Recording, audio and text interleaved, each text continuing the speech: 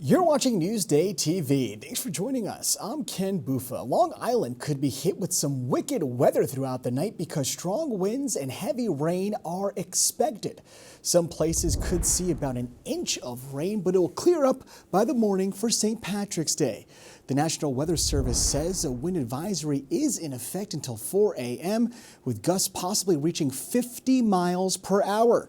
We'll get a closer look at your 7-day forecast in just a few minutes. And first in Newsday, a teen has been indicted on new charges in the killing of his ex-girlfriend. Austin Lynch appeared in court today. Now, the judge did not give any details on the new charges, but Lynch had already been charged with second-degree murder for allegedly shooting 18-year-old Emily Flynn in November. The Wisconsin teen will be arraigned on Friday. And an Oceanside woman has been charged in connection with a crash that killed 2 people on the Southern State Parkway. Police say Diana Kudatelezi lost control of her car last night and went into oncoming traffic. The 36-year-old is facing charges including aggravated vehicular homicide, manslaughter, and DWI. 82-year-old Donald Maxwell and 88-year-old Lissette Maxwell died in the accident, which involved 6 other cars.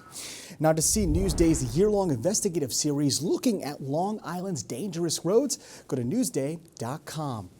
And the Long Island Railroad is reminding people alcohol is not allowed on trains for St. Patrick's Day. Now, the ban starts tomorrow at 5 a.m. The LIRR is adding extra trains for the parade in Manhattan, which starts at 11 a.m. on 44th Street and 5th Avenue. And first in Newsday, Gasho of Japan in Hauppauge has closed its doors. The Hauppauge Steakhouse on Motor Parkway has been around for more than 40 years.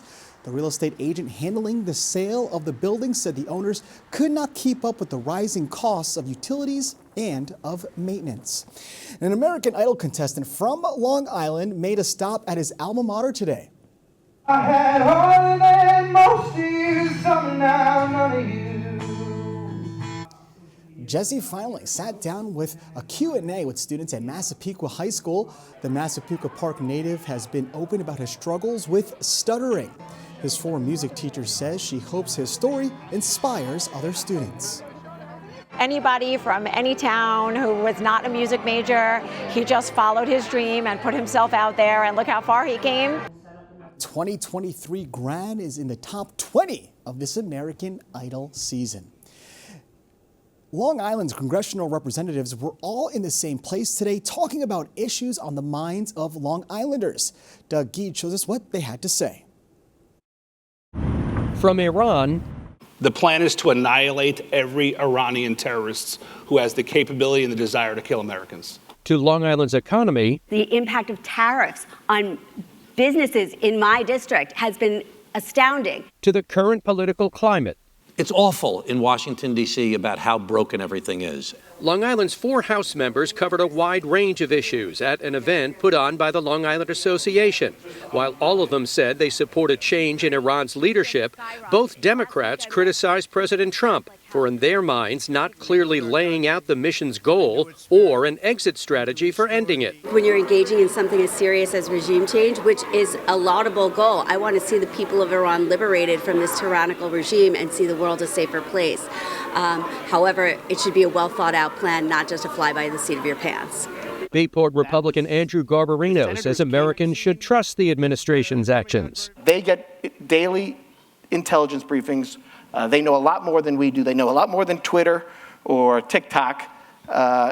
So I don't want to judge what's going on there. Garbarino and fellow Republican Nick LaLota took credit for a 4-fold increase in the amount of local taxes that people can now claim as deductions on their federal income taxes. It took 5 Republican members who are ride or die on this, who are willing to put their entire credibility on the line and possibly be subject to a Trump lashing on Twitter. Or Democrat Tom Suozzi says getting the SALT deduction changed was a bipartisan effort, something he says rarely seen in Washington these days. Most members of Congress on both sides want to work together, but we're getting closer and closer to the midterms, okay? Democrats want to win the majority. Republicans want to keep the majority. That's driving a lot of what's happening. As for what party will control Congress next year, and as for the fate of Long Island's 4 House members, that'll be up to voters to decide on Election Day, less than 8 months away. For Newsday TV, I'm Doug Geed.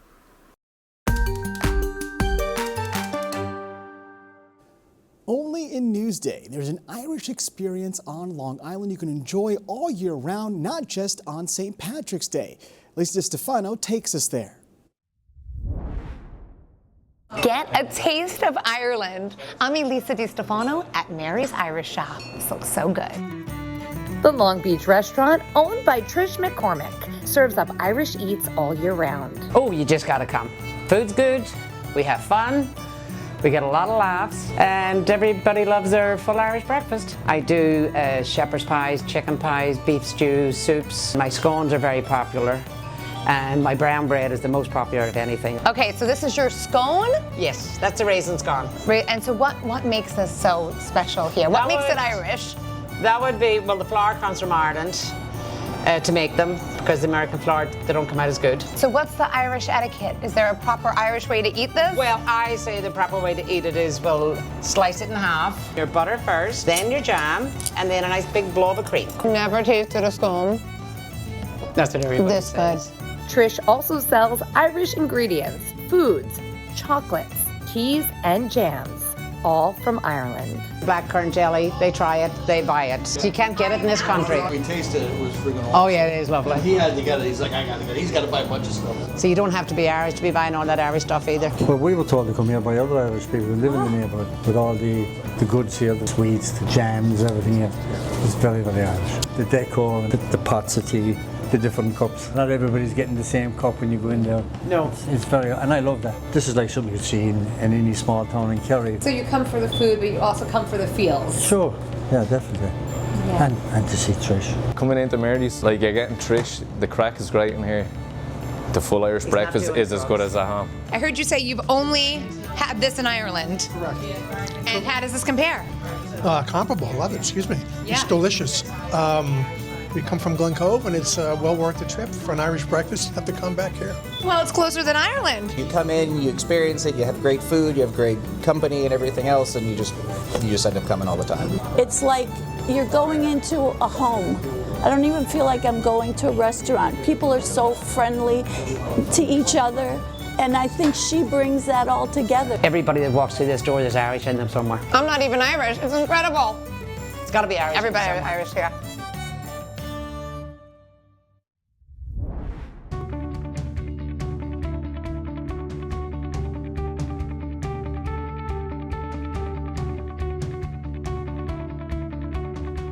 Out East with Doug Geed is brought to you by Connect One Bank, a better place to be. A small Southampton luncheonette keeps serving up favorites year after year. Let's head out east with Doug Geed.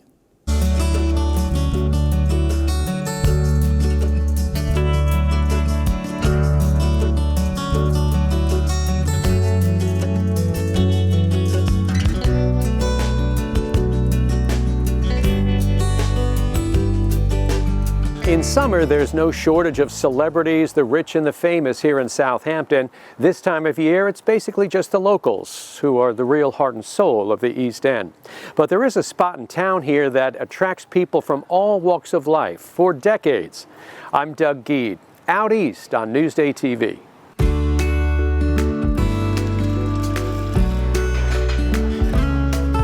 One of the biggest comments I get, Doug, is that when people come in, they go, oh my gosh, it's still the same.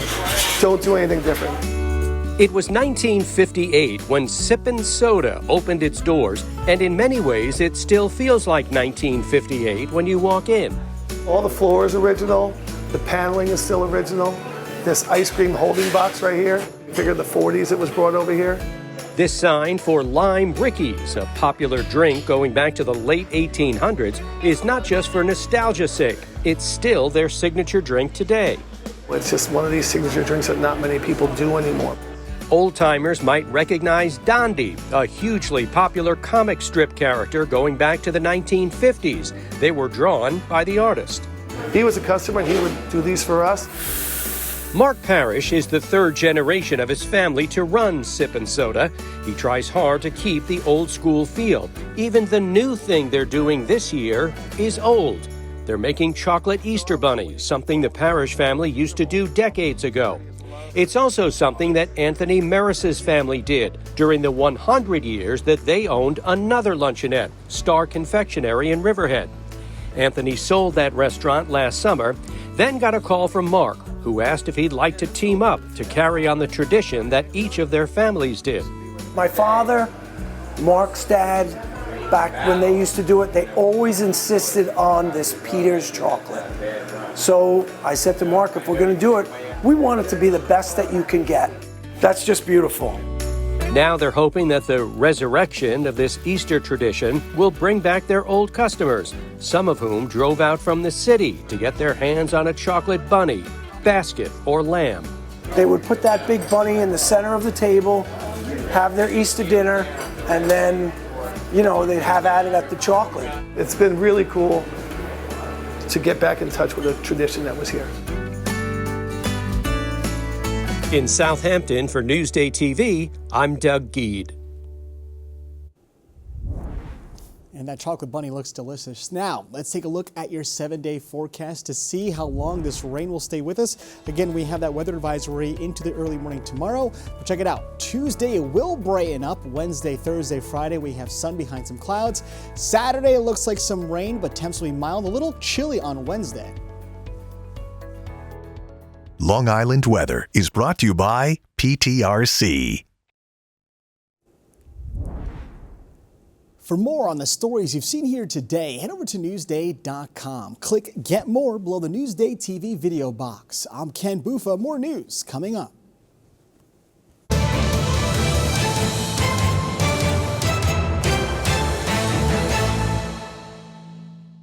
There's more to Long Island than you know when you picture this. Join Macy Egeland for a journey through some of the major moments in Long Island's past through the lens of the Newsday archives. Picture This, available now at Newsday.com/picture this.